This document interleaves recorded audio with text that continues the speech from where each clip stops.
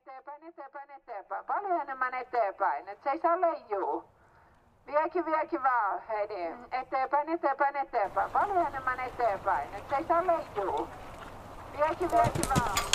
Ja ajattele aina täällä, kun sä laukkaat sielläkin, että sun käsi on vieläkin vähän rauhallisempi. Ja kun tuut oikein kierrokset puomien yli, niin pysy keskellä, eikä niin, että sä oot aina liian oikeassa reunassa. Ja taas jos sä käytät sitä laukkaa, rakenna sitä vähän enemmän sinne sun eteen. Ja käytät sun jalat läpi. Älä jarruta niin paljon, Heidi, vaan oikein jalka läpi, ei sitä tehdä noin.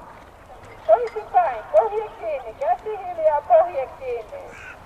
Okei, Petra ja Jasmin. Ja niin paljon tunnetta kuin mahdollista, ettei tuu liian niinku äkäisiä seisat.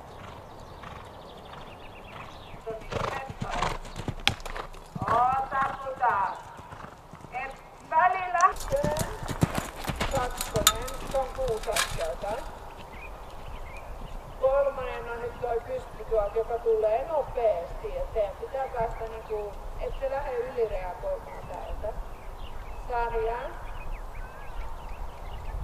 Okset. Jos tulee pienhyppy, niin teidän pitää päästää. Okei.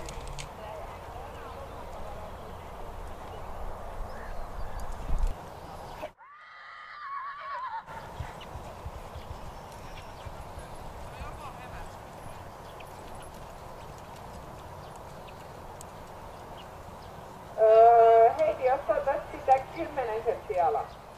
Okei. Nyt semmos simppeli nuoren hevosen laukkaa. Vähän